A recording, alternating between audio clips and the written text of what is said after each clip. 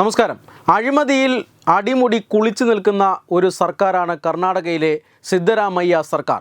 സ്നേഹത്തിൻ്റെ കട തുറന്നു എന്ന് രാഹുൽ ഗാന്ധി വിശേഷിപ്പിച്ച സർക്കാരാണ് കർണാടകയിൽ ഇപ്പോൾ ഭരിക്കുന്നത്. BJPയെ അധികാരത്തിൽ നിന്ന് താഴെയിറക്കി വലിയ ഭൂരിപക്ഷത്തിന് അധികാരത്തിൽ കയറുമ്പോൾ കോൺഗ്രസിൻ്റെ അവകാശവാദം കർണാടകയ്ക്ക് ഇനി നല്ല നാളുകൾ വരും എന്നായിരുന്നു. കർണാടകയ്ക്ക് ധാരാളം വാഗ്ദാനങ്ങൾ നൽകിയിരുന്നു, ധാരാളം സൗജന്യങ്ങൾ വാഗ്ദാനം ചെയ്തിരുന്നു ഈ കോൺഗ്രസ് സർക്കാർ. പക്ഷേ സിദ്ധരാമയ്യ സർക്കാർ ആ സൗജന്യങ്ങളൊന്നും നൽകിയില്ല എന്ന് മാത്രമല്ല, അടിക്കടി വിലക്കയറ്റം ഉൾപ്പെടെ അവശ്യ സാധനങ്ങൾക്ക് വിലക്കയറ്റം ഉൾപ്പെടെ നടത്തിക്കൊണ്ട് അവശ്യ വസ്തുക്കളുടെ വിലക്കയറ്റം ഉൾപ്പെടെ ഇപ്പോൾ ജനജീവിതം അവിടെ വലിയ ദുസ്സഹമായിരിക്കുന്ന സാഹചര്യമുണ്ട്. ഭരണവിരുദ്ധ വികാരം സംസ്ഥാനത്ത് വ്യാപകമാവുകയാണ്. മാത്രമല്ല, ഈ ഭരണകക്ഷിയിലെ നേതാക്കൾ തമ്മിലുള്ള അഭിപ്രായ വ്യത്യാസവും അനൈക്യവുമെല്ലാം അധികാരത്തിന് വേണ്ടിയുള്ള വടംവലിയുമെല്ലാം കർണാടക രാഷ്ട്രീയത്തിൽ ഇപ്പോൾ ചർച്ചാ വിഷയമാണ്. BJPയെ പരാജയപ്പെടുത്തി കോൺഗ്രസ് അധികാരത്തിലേറുമ്പോൾ മുഖ്യമന്ത്രിയായി താൻ തന്നെ വേണമെന്ന് വാശി പിടിച്ച നേതാവായിരുന്നു DK ശിവകുമാർ. പക്ഷേ DK ശിവകുമാറിന് മുഖ്യമന്ത്രി സ്ഥാനം ലഭിച്ചില്ല. ഏറ്റവും അധികം MLA-മാരുടെ പിന്തുണ തനിക്കാണ് എന്നവകാശപ്പെട്ടുകൊണ്ട് ഈ ഒരു തവണ കൂടി മുഖ്യമന്ത്രി പദം തനിക്ക് വേണം എന്ന് വാശി പിടിക്കുകയായിരുന്നു സിദ്ധരാമയ്യ.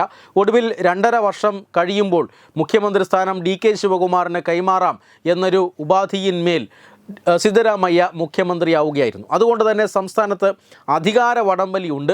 അതിന് പുറമെയാണ് ഇപ്പോൾ അഴിമതി ആരോപണം ഇത്തരത്തിൽ ഉയർന്നു വരുന്നത്. എല്ലാ സർക്കാർ കോൺട്രാക്റ്റുകൾക്കും വലിയ രീതിയിൽ കമ്മീഷൻ വാങ്ങപ്പെടുന്നു എന്ന് മാത്രമല്ല, സർക്കാരിൻ്റെ കെട്ടിടങ്ങളെല്ലാം 60-70 വർഷം നിലനിൽക്കേണ്ട സർക്കാർ കെട്ടിടങ്ങളൊക്കെ 10 കൊല്ലം കഴിയുമ്പോൾ പൊളിഞ്ഞു വീഴുന്ന സാഹചര്യമാണുള്ളത്. സംസ്ഥാനത്ത് എവിടെ തൊട്ടാലും ഇപ്പോൾ അഴിമതിയും കൈക്കൂലിയുമെല്ലാമാണ്.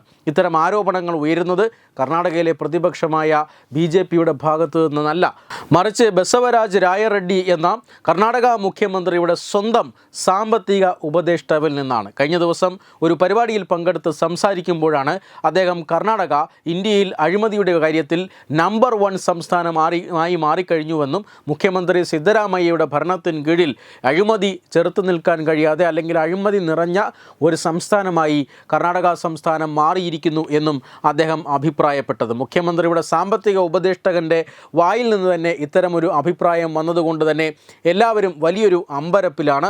മുഖ്യമന്ത്രിയുടെ ക്യാമ്പിൽ നിന്ന് തന്നെ ഇത്തരത്തിലൊരു അഭിപ്രായം വരുന്നു. ഇത് സംസ്ഥാനത്ത് നിലനിൽക്കുന്ന, കോൺഗ്രസിനുള്ളിൽ നിലനിൽക്കുന്ന അധികാര വടംവലിയുടെ ഒരു സൂചനയാണോ എന്ന് പലരും സംശയിക്കുന്നുണ്ട്. ഒരു കാര്യം ഉറപ്പാണ്, കർണാടക രാഷ്ട്രീയത്തിൽ വലിയ പൊട്ടിത്തെറികൾക്ക് സമീപ ഭാവിയിൽ തന്നെ സാധ്യതയുണ്ട്. മന്ത്രിമാരും MLA-മാരുമെല്ലാം വ്യത്യസ്തമായ അഭിപ്രായം പറഞ്ഞു തുടങ്ങിയിട്ടുണ്ട്. പരസ്യ അഭിപ്രായ പ്രകടനങ്ങൾ ഇതിനോടകം തന്നെ പല ഭാഗത്തു നിന്നും വന്നിട്ടുണ്ട്. ഇപ്പോഴിതാ ഉപദേശക വൃന്ദത്തിൽപ്പെട്ട ആളുകളും ഇത്തരത്തിലുള്ള പ്രതികരണങ്ങൾ നടത്തുന്നുണ്ട്. സ്നേഹത്തിൻ്റെ കട എന്ന് വിശേഷിപ്പിച്ച കടയിൽ വലിയ ഒരു അടച്ചുപൂട്ടൽ ഭീഷണി നേരിടുന്നുണ്ട് എന്ന് തന്നെയാണ് രാഷ്ട്രീയ വിദഗ്ധന്മാർ ഇപ്പോൾ വിലയിരുത്തുന്നത്. Web desk Tatwamayi news. Branding partner Edubix online executive education. Focus physiotherapy centre Pattom. Unnat engineering Gujarat. തീർത്ഥയാത്ര.com. Iron build Gujarat. PRS hospital Killipalam Thiruvananthapuram. 5 തലമുറകളായി നിങ്ങൾക്കൊപ്പം. തുമ്പമൺ ശ്രീ വടക്കുംനാഥൻ ക്ഷേത്രം അമ്പലക്കടവ് പത്തനംതിട്ട. ശ്രീമദ് സ്കന്ദപുരാണ മഹാസത്രം 2025 മെയ് 11 മുതൽ 18 വരെ.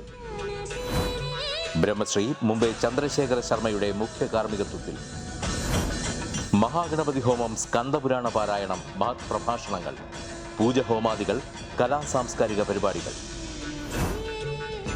സത്രയജ്ഞ കർമ്മങ്ങളിലേക്ക് എല്ലാ ഭക്തജനങ്ങളുടെയും സാന്നിധ്യവും സഹകരണവും സാദരം അഭ്യർത്ഥിക്കുന്നു.